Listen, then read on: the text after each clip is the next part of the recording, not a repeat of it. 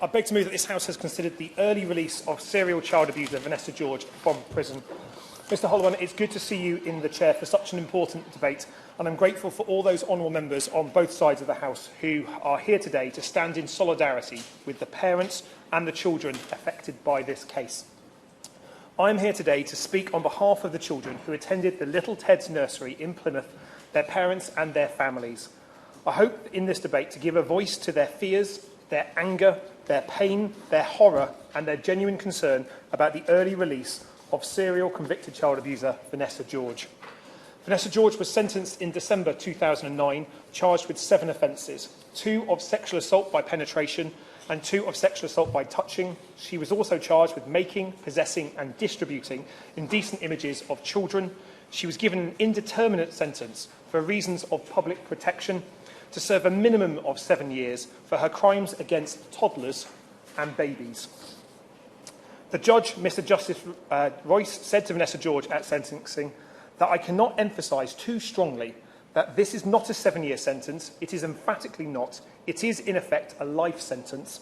Many, and I suspect everyone so deeply affected by your dreadful deeds, will say that would not be a day too long. These children were let down twice.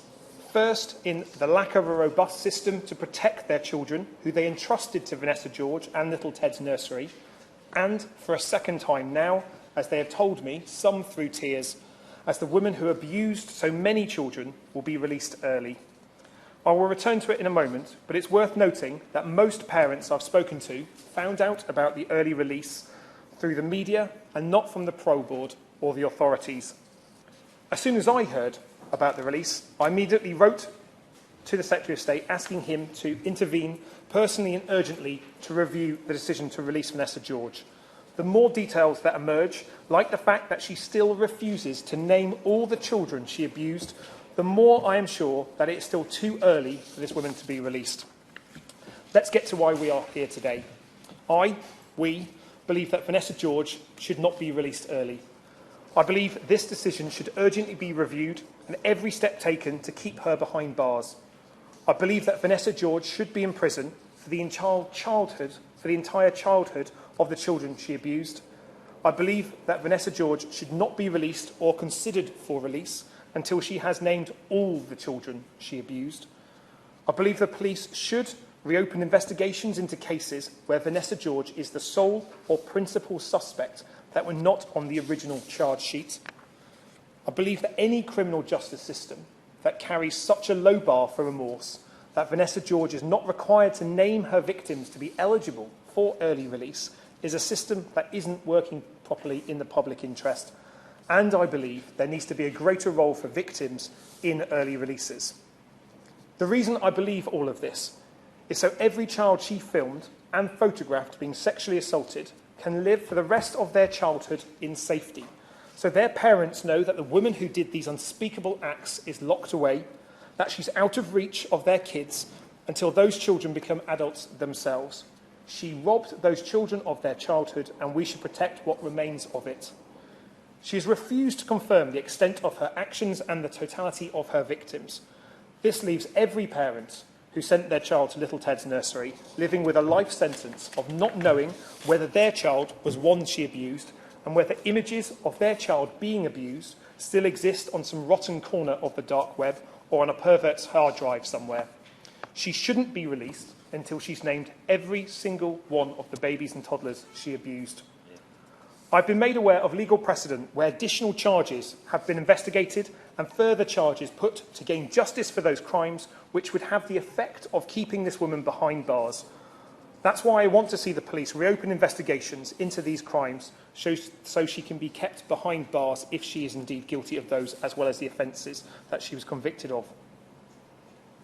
And furthermore, I believe the victims need to be given more information and the reports that they're currently being denied, as well as simply more appreciation for the brave and courageous advocacy, especially of those parents who gave evidence and submitted testimony to the parole board itself. The parole board acts under the direction of the Secretary of State and Parliament, and this debate is necessary and timely in helping update that direction. Now, Mr Holloway, the reason I feel so strongly about this is because over the last few weeks I've taken time to listen to the parents of the children that Vanessa George abused. I'd like to tell you a few of the comments they've come back with. "How can I tell my child that I don't know whether she was abused or not?" said one. Another said, "I do not know what I will say to her if she were to ask me about the offender." Another told me, "She'll be out soon, but it doesn't end for us." Another said, "I told them what releasing her early would mean, and they ignored it." Another said, "I gave the police my email address and phone number as I wanted updates about her. I've had no email or phone call from them whatsoever." Another said, "It seems to me she is saying the words, but if she had any real remorse, then she would have shared more information to help the families." And perhaps most simply and brutally, one said, "I found out on Facebook that the woman who abused my child was being let out. We were supposed to be told, but we weren't." Would the Honourable Gentleman give way? Happy to. I'm grateful for the Honourable Gentleman giving way, and he's making a powerful, if very difficult to hear, case. I wonder whether he feels that, because one of the challenges here is that we don't know the true extent of the offending of this individual, and therefore the true extent of the victims. Do you think you've identified here something that there ought to be changes made so that people could be attached as people of interest to a case, so that they weren't missed out and didn't find out through Facebook, which is abysmal? I thank my honourable friend for his intervention, and I do. I think there's a difficulty in this case about the definition between a statutory victim and a discretionary victim. But I think the suggestion my honourable friend makes is a good one, because what we want to get is, regardless of the official tick box definition of the victims, that those people connected with the case are kept informed, especially of the release of the offender. Now, I'm grateful to the Minister for the time he spent with me ahead of this debate, and for the professional, non-partisan and sincere support for the victims in this case that he has offered. I want to thank him for that. So on behalf of the parents, I have a number of questions. Can the Minister review the decision of the Parole Board to release Vanessa George early? Will the powers the government has taken following the case of serial rapist John Warboys apply in the case of Vanessa George? The Minister has told me that these additional and new powers have not yet commenced. Can the Minister tell me whether that's true, and whether he can tell me whether Vanessa George's legal team argued for consideration of her case ahead of these new powers commencing? Did she try to get out early, knowing that she wouldn't be able to if she left it any longer? The serious case review into Vanessa George found that, although she was not senior in her position, other factors such as her age, personality and length of service could have created an illusion of power and encouraged a sense of trust. It is also the case that George is of the ability to behave in a highly manipulative manner and hence gain high levels of trust in others. Can I ask the Minister for the strongest possible assurances that the manipulative nature of Vanessa George has been properly assessed by the Parole Board? Furthermore, I've been made aware of legal precedents from similar cases that may provide a chance, no matter how slim, but a chance to keep Vanessa George off our streets in investigating additional crimes that may not have been on the original charge sheet, but for whom she was the sole and primary suspect. So can I ask the Minister, on how many counts was George originally charged with, and how many of those stay on file with her as the principal suspect? I understand she was charged with just 7, but there are scores more that remain on file. Is the Minister aware of any recent cases when it was brought to the Parole Board's attention that the main suspect due for release was the main suspect in other cases that were not on the charge sheet, and was that considered in this case? And were representations made by the police to the Parole Board where there were cases that were not proceeded with where Vanessa George was suspected? I realise sometimes that the police and the CPS don't always send the full charge list to the courts for fear that juries may be confused, trials may be too long, and other charges may be put at risk. Are there cases where Vanessa George was a sole or primary suspect where charges haven't been laid but could be? Happy to. I'd just like to take this opportunity to pay tribute to my honourable friend for his tireless campaigning in this particular area. He's shown himself to be a passionate and true champion of the people of Plymouth, and he has my full support. I thank my honourable friend for that, and I think it's testimony that actually, on this basis here, certainly with recognising my honourable friend, my neighbour from South West Devon, that actually with myself and him here, we have cross-party support, because I think all of Plymouth stands in revulsion for what's happened and in support of the families.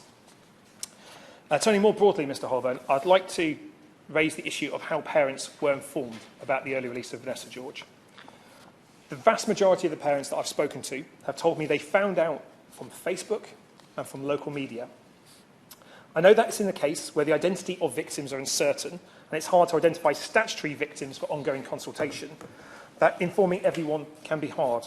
But I believe more effort should have been made in this case to tell victims ahead of their release, ahead of Vanessa George's release, that that would be happening. So can the Minister ask the Parole Board to look again at how it communicates with victims, both statutory and discretionary, in particular in cases of extreme child abuse? It's not just in this case. The APPG on adult survivors of childhood sexual abuse found that most survivors were not informed of their abuser's release. This posed particular risk where the abuser was settled in a town or city close to the survivor. In this case, I believe that restrictions will be in place so Vanessa George cannot settle in Devon or Cornwall. But I believe that victims should be told in a timely and respectful manner of the release of an offender in this case. And surely that is even more so important when it comes to cases of extreme child abuse. Will the Minister therefore join me in extending an invitation to the new Victims Commissioner to come to Plymouth and meet with the parents to feed into a stronger and more robust Victims Code that I know the Minister's department is currently consulting on? If the Victims Code is to be better understood and supported, cases like those with Vanessa George must inform how the Parole Board better communicates and informs, listens and engages with victims. Otherwise, the Minister's ambition of the Victims Code being a living statement of rights won't be achieved. And finally, can I ask the Minister to look at what constitutes adequate remorse for parole in extreme child abuse cases like this? All offenders released early must show remorse for their crimes. They have to take steps to show that they understand the severity of the crimes they were convicted of, the impact on the victims, and to take steps to show genuine contrition.